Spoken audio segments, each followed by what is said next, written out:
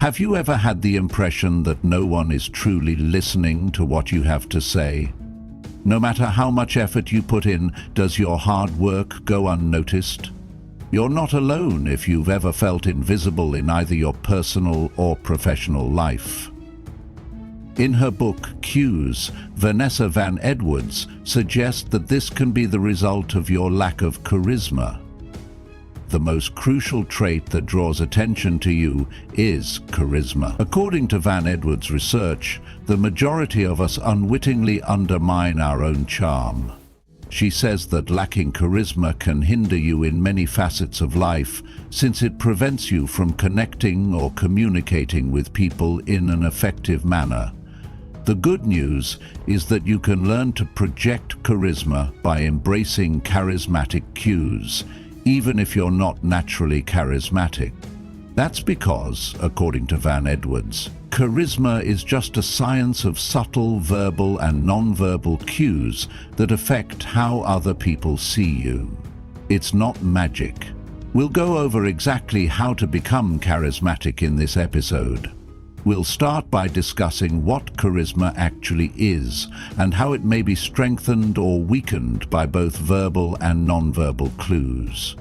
Next, we'll discuss which particular signs, based on your personality, you should embrace and which you should avoid. You should know how to start creating a compelling image that makes others notice and value you by the end of this episode. It just takes a few seconds for people to establish an opinion about you when you walk into a room full of strangers. Even though they don't yet know your name, they have already made up their minds about whether you are a person worth talking to, confident, or accessible. The signals you unintentionally give to people around you produce this snap judgment. These indications are referred to as the secret language of communication by Vanessa Van Edwards.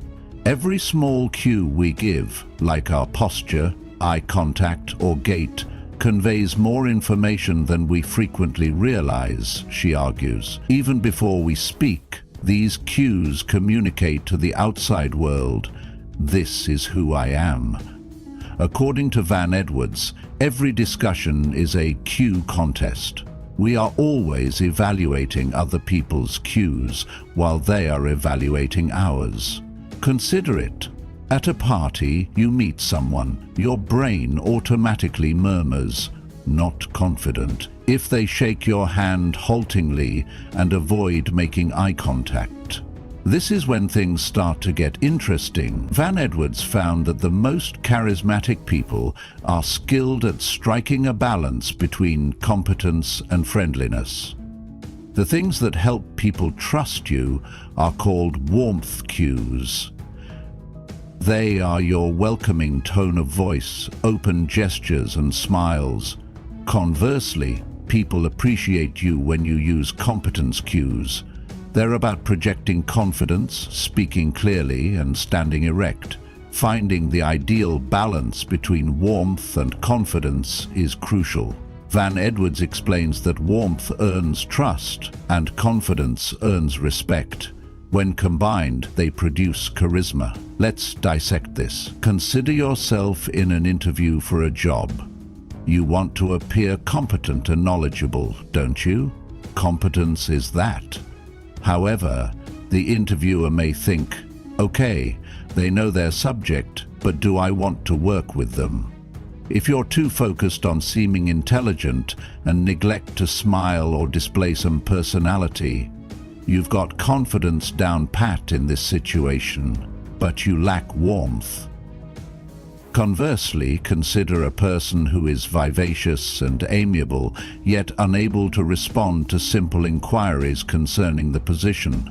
The interviewer will be left thinking, do they genuinely know what they're doing, even though they are likable?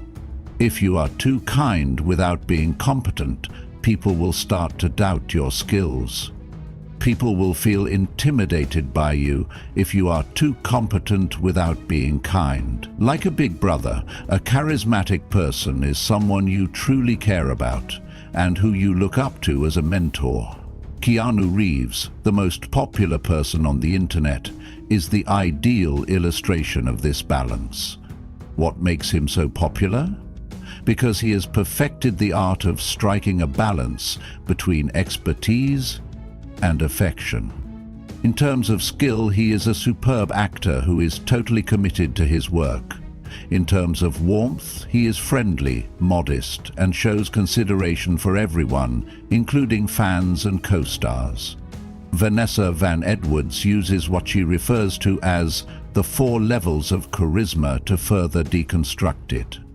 To determine exactly where you stand and where you might need to level up, it functions similarly to a roadmap. Let's begin at the very beginning. 1. No charisma. This is the absence of both confidence and warmth. Despite the fact that you are not, you come out as aloof, heartless, and inept. Even though you're the most intelligent and compassionate person in the room, guess what?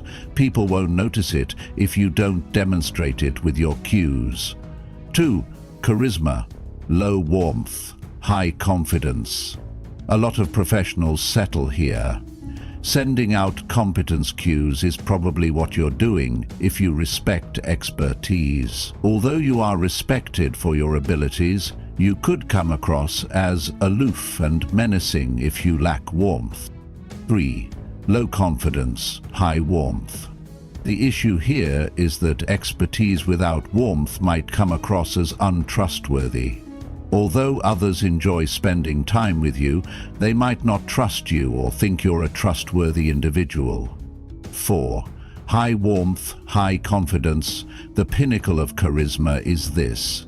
This is where respect and trust come together. That's why people with a lot of charm encourage cooperation and devotion. People trust you to lead, and they want to collaborate with you. So, how can you advance up the charisma ladder? That's where the real work begins, and according to Vanessa Van Edwards, it's completely feasible to level up no matter where you're starting from. Charisma is a skill rather than a fixed attribute. It also improves with practice, just like any other ability. Using the 4 degrees of charisma I just described, you must first determine where you are beginning from. Then, depending on the circumstance and the people you are interacting with, you must learn how to activate the cues you are missing. In general, most people are aware of their position on the 4 levels of charisma. If you don't know, then take a moment to ask yourself, am I naturally warmer, more competent, or battling with both? You need to be honest with yourself.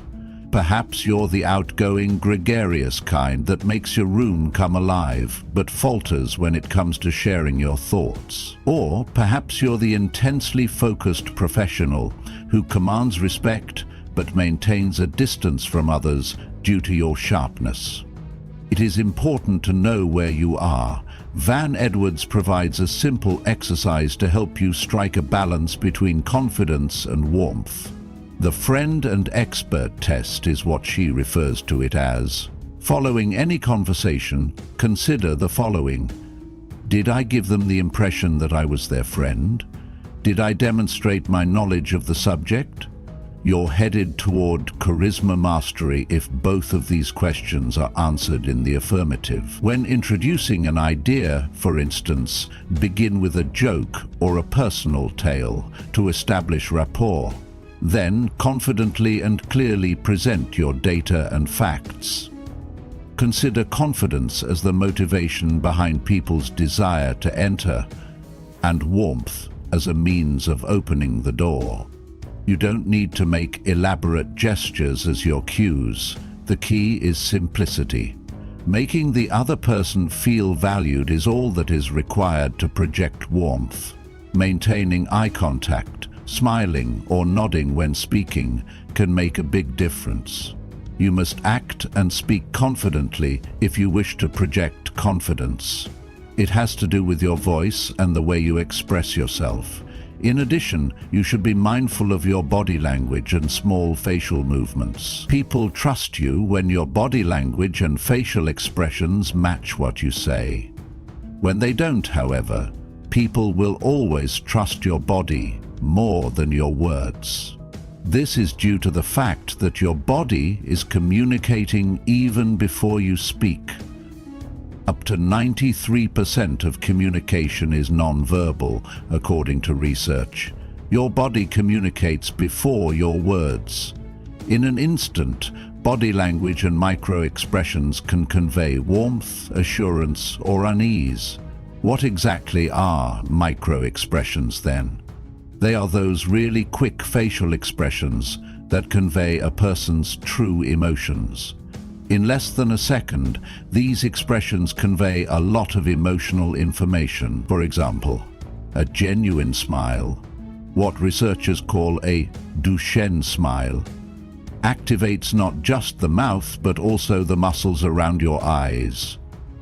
If someone's smile doesn't reach their eyes, they're probably faking it, and believe me, people pick up on that. If you want to show warmth, practice letting your smile fully engage your face. It makes you instantly more approachable. Another significant micro-expression is the elevated eyebrows. Let's say you're delivering a story and the other person's eyebrows rise slightly. That's a positive sign they're interested. But if they furrow their brows or strain their lips together, it can suggest bewilderment or doubt. Micro-expressions are universal. No matter where you're from, a sincere smile or a look of contempt signifies the same thing. Now, let's talk about the remainder of your physique. According to Van Edwards, every gesture you make conveys a message about your confidence, approachability, and openness. To establish trust, your actions must also be consistent with your words. Saying, "I'm really excited to be here," for instance, but keeping your arms crossed, guess what? Nobody is buying it. Another important one is posture. Standing tall and erect with your shoulders back gives you a more certain appearance and boosts your self-esteem. Van Edwards refers to this as power posing.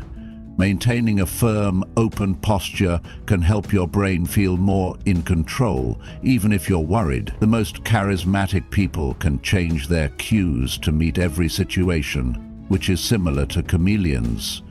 Not in a fraudulent sense. Being conscious of the circumstances, the people, and what they require from you at that very moment is the first step toward having charisma. Individuals react differently to varied inputs. You need to know what they value most in order to connect with them. While some people react better to confidence, others can prefer friendliness. Van Edwards says that the quickest method to establish a connection is to start with warmth wherever possible. Then, to reinforce respect and trust, add expertise. The truth is that being charismatic doesn't require perfection. Being a totally new person is not the aim. Building genuine, meaningful connections is the essence of charisma. Making others feel inspired, appreciated, and seen is the goal. This is the type of impression that sticks with you.